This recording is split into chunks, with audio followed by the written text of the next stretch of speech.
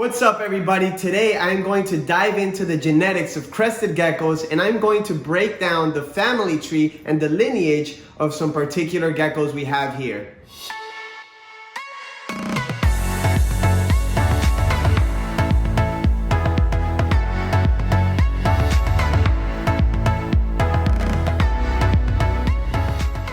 Now before we get the video started, you might be wondering, yo, that's a really dope TikisGeckos shirt, but guess what? It's actually an Into the AM shirt. These guys have really dope and quality clothing. We have actually just started to work with them and they sent me a couple shirts. I am completely in love. You guys know that I don't just wear any apparel in my videos. I'm always wearing my TikisGeckos stuff. So if I'm wearing something that's not mine, you know for a fact that it's quality. I'm not gonna put something out here in my videos if I don't believe in it. But you guys, these shirts are awesome. The quality is very similar to the ones that we have. It's super soft. I love the feel on them. I love the designs. This design is one of my favorites in particular. It's just so like psychedelic and so trippy. If you like this type of designs and many others, check them out. We also have a 10% discount code. It will be in the description below. Make sure you check them out. They also do like bundles on shirts. That way it's like 3 for 60 bucks, so $20 a shirt. On top of that, you could add the 10% discount. Check them out. Super awesome shirts. I love the fit and yeah. So one of the basic questions I get on the day-to-day basis is basically just asking about mores, how the genetics work, what is lineage, those kind of questions. I thought it was really interesting if I could pull up a bunch of pictures of my geckos and the lineage on those geckos and show you guys how the genetics kind of work. That way you have a better idea when you're purchasing a gecko from me or from anybody else, what you're getting and what to look for.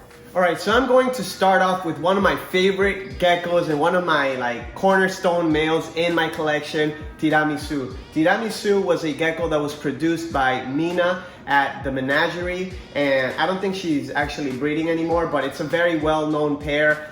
The pair was Captain and Willow. Those two geckos produce some of the most beautiful geckos in the community, and they are in a lot of people's lines to this day. So Tiramisu, actually, he's a dark-based animal, and he came from obviously Captain, which was a red pinstripe, and Willow, which was a yellow pinstripe. So they had a baby, and it was a dark-based baby, which sometimes happens when you're mixing the colors like that. But what's interesting about them and what I really like about Tiramisu and what I was looking to get from them also was that really thick lateral stripes of cream, just a bunch of cream on the laterals, on the back, on the limbs. And I knew that with that gecko, I could still produce some really nice reds and some really nice yellows because he had that in his lines. Now, Tiramisu, I bred to a bunch of females. He is still breeding to this day. And he is actually one of my favorite geckos because he is so versatile and he passes down that thick cream very, very well. So I'll show you what I mean. I did a couple, I'm gonna show you a couple breedings that I've done with them and what they've produced. But first we'll talk about the breeding with my girl Parchita. Parchita was like a cream on cream harlequin or a yellow and cream harlequin from AC Reptiles. She was just super clean color, not dark at all. So I like that clean base. That would clean up a lot of geckos. Her paired up with Tiramisu would pass down that really heavy cream and at the same time produce some really nice, clean yellow animals. And then we'll also produce maybe some dark animals as well. So I was excited to pair those two up together and see what I would get. Now, when I say a clean base or a clean yellow, what I mean is like when you see Parchita, the color throughout her base coloration is pretty even. It's not muddied up with a lot of like tiger striping or a lot of like dark pigmentation. That's what I mean when I say clean. Now, when I bred Tiramisu to Parchita, I got Ponche Crema. Ponche Crema is one of my favorite geckos in my collection, also breeding to this day. And you can see he is like the perfect combination of both. He is actually like a much improved version of Parchita herself. Ponche Crema has a better head, has really thick cream, and the color is just way brighter that comes from that Tiramisu line, which comes from that Captain line. Now, another gecko that I produced from that pairing was Rowdy. Rowdy is also a really high quality, you know, white out Harlequin gecko. Now you could see this one, she came out looking more like Tiramisu in terms of like the color combinations. She has this dark base, she has a really thick cream on the top and on the sides. So that gives you a little bit of an idea of the variety that you could produce with when you pair up two different colors together. Since I knew that Tiramisu's mom was a yellow, I knew that it would match well with my yellow pairings. Another gecko that I paired up with Tiramisu was Reese's. Reese's, a very beautiful gecko, but you could see in these pictures, she doesn't really have any cream. She's just like a basic Harlequin animal. She had a really wide head, which I liked, and she just had a really wide dorsal as well. And I knew that Tiramisu would pass down the cream very well. And when I bred those together, I got my girl Cinnabon. As you can tell, I name a lot of my geckos after food. But anyways, Cinnabon is a gecko that you can see she's literally like the perfect combination of the two. She doesn't have quite as much cream as Tiramisu because, you know, obviously Reese's didn't have any cream whatsoever. So that's something you got to take in consideration when you're pairing up geckos. If you want to produce more creamy geckos, then you got to put two creamy geckos together. If you put a creamy gecko with a gecko that doesn't have any cream whatsoever, you're not going to produce creamier geckos. So anyways, Reese's, Tiramisu produced my girl Cinnabon, and Cinnabon was just a really dope, awesome gecko. She is a little bit of a tricolor. She has that clean side, and what I mean by that is like the lateral, the Harlequin markings on the lateral are pretty even, and there's not like any blotching on the upper lateral. The dorsal is pretty wide. You can see she's a full pinstripe. She has a wide head, just like mom, and I thought this was a perfect combination of those two animals. Now, I'm going to keep in mind Cinnabon, right? I'm going to show you another gecko that I got from a couple good buddies of mine, some really good breeders, Gecko-Nidaced geckos. And this pair, Atlas and Chexi, produced one of my cornerstone Crested Gecko males, whiteout males, is Omega. Omega has produced some of the best geckos ever. And as you can see, these two just themselves are really beautiful geckos. Omega, he looks a little bit more on the Atlas side. He looks a lot like Dad, but you can see he has that really nice white, you know, white out cream on the sides, really nice head structure, you know, beautiful cream down the back. He's not 100% pinstripe, but that's okay because he makes up with it with color and structure. Now, I bred Omega to Cinnabon. Now, when I bred these two together, as you can see, I was trying to go for the creamy, the white out look, and I produced these two babies, which are now adults and are actually breeding for me now. But you could see that the look is a lot, the thickness of the laterals of the whiteouts have now become white walls. They are a lot more thicker. They're filled in a lot better. They're full pinstripes. The head structure is nice. And that is basically what I was going for with this pair. So when we're talking about lineage, it's important to know these things because if you know what you're looking to breed. If you know you want to breed, you know, really high creamy geckos, white walls, then you know that you have to go with somebody that was, or with geckos that were produced by white wall geckos and that had a lot of cream. So that way it's going to be easier on you to reproduce that look. If you were to breed, for example, if you're trying to breed for white walls and you were to start off with Reese's, then it would take you a little bit longer. So that's why lineage is important in certain cases, but it gets to a point that if you have looked at enough geckos, you look at a gecko like this and you know for a fact, okay, that gecko, it's it's so, the look is so consistent with that gecko and its siblings that you know that the parents, without even having to look at them, that they have high cream, nice white out or white wall sides, and a nice contrast and a nice structure just by looking at the offspring and the siblings. You don't really have to go back and look at the parents all the times unless you're trying to get a little bit more experience.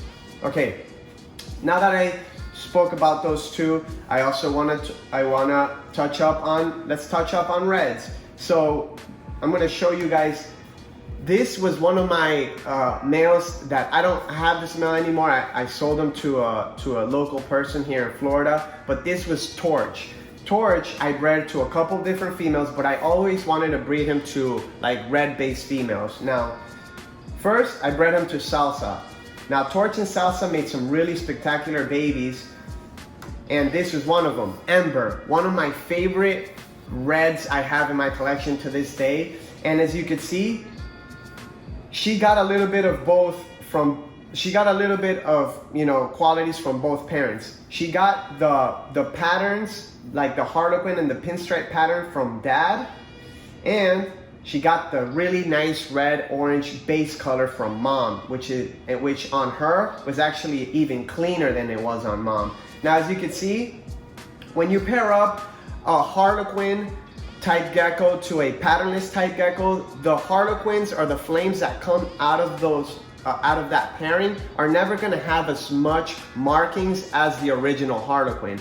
If you want to go for more harlequin markings, you're going to want to pair up two harlequin or flames together.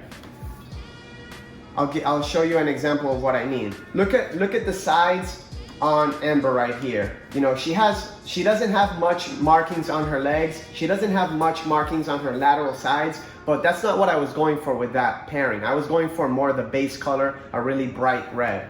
Now, I paired up Torch, same sire, to Smoothie, which also had a very nice base color. Not as nice as Salsa's, but she had a nice base color, and she had a lot of nice harlequin markings as well. With them two together, I produced Flash. And Flash, he had a really nice base color, nice structure, because both parents have nice structure, and he had a lot more harlequin markings on the sides, a lot busier pattern, which I love. That's one of my favorite things about them. Here is another picture of Flash. And then this girl here, this is a picture of Inca. Inca was another offspring from Smoothie and Torch, and as you can see, her markings are more on the yellow side, so she's more like a regular red harlequin, but which, you know, when you look at Torch was more on the yellow side, and Smoothie was more on the creamy side. Now, Flash got more of the cream, as you can see on this picture, and then Inca got more of the yellow from dad, Torch. Hope I'm not losing all of you, but that's a little bit of a breakdown on the reds. I'll do one more. Let's see. Okay, I'll do one of my favorite pairs that, you know, produce a lot of really nice animals, and it's like the base of the Citrus line stuff. Citrus, this animal speaks for itself. It's just so unique, a lot of busy patterning. He was like a cream flame partial pinstripe with a lot of busy patterning in his face, and I bred him to Parchita in another year. Them two produced one of my favorite geckos that I have to this day, which is Citrus Jr. Now you can see Citrus Jr. got a little bit of that lateral cream from mom, which dad didn't have as much. Citrus didn't have as much lateral pattern, but he also kept that really busy marbled dorsal look, which I absolutely love, and that busy face pattern that Citrus had. And the cool thing about you know, this particular pair is that they produced a lot of different animals. Sometimes when you pair up two yellow geckos that are that have harlequin markings or flame markings, you're gonna get about, you know, 50% of those babies are going to be patternless. They're gonna be tigers or phantom pinstripes. A phantom pinstripe is basically a tiger pinstripe or a patternless pinstripe. So a phantom pinstripes, you're gonna get yellow phantom pinstripes, you're gonna get a lot of tigers, but I hit exactly what I was looking for with Citrus Junior. Now, I've bred Citrus Junior to many different females also, but I actually bred Citrus Junior to this lily white female. She actually doesn't have a name. She was the second lily white female I ever got, so I just call her LWF2. But she produces, them together have produced some really bright, like citrusy yellow coloration lily whites. They produced, so they have taken that yellow base, which Citrus Junior, they don't have really like a yellow base, they have more of a cream base, but they carry that yellow because you can see it comes from parchita, that clean yellow base. So they have produced some really exceptional citrus line, what I call them, lily whites, and they're really like true creamsicles. Years back, we used to call some geckos creamsicles, but they don't hold a freaking, they can't hold a candle to the geckos that we have today, the creamsicles that we have today, especially with the lily whites. So I hope you guys enjoyed this little breakdown of the little Crested Gecko family tree. I know it can be a little bit confusing. I hope I helped clear some things up for you. I hope these visuals will help you kind of understand how genetics work a little bit and how you produce consistent looking animals. When you produce, if I were to breed like a red patternless Crested Gecko to a full pinstripe, you know, dark and cream, you will get some nice animals, but the productions of those offspring are not going to be as consistent. So, you know, it takes time to have a consistent look. That's why a lot of people, that's why I recommend to go with experienced breeders if you're looking for a certain look. And that's why a lot of experienced breeders don't really have to show you their lineage, because they know what they're doing, and most people know that when you're getting a gecko from them, what are you doing? Are you praying? When you're getting a gecko from them, you're getting a very consistent and a look that's been selectively bred for a lot of years. So guys, I hope this video did you some good. I hope it's not too confusing. I know sometimes I can ramble on, but I hope you liked it. Thank you guys so much for watching. I will see you guys in the next video. And don't forget to follow us on Twitter, Facebook, Instagram, Snapchat, TikTok, and all that other good stuff. Subscribe if you haven't already. If you liked the video, if you found this video helpful, please subscribe. It helps us out. It helps us out a ton, right? And yeah, guys, let me know in the comments below what you want to see. Let me know if you want me to break down anything else, and I will be sure to do it. Thank you guys so much, and I'll see you guys on the next one.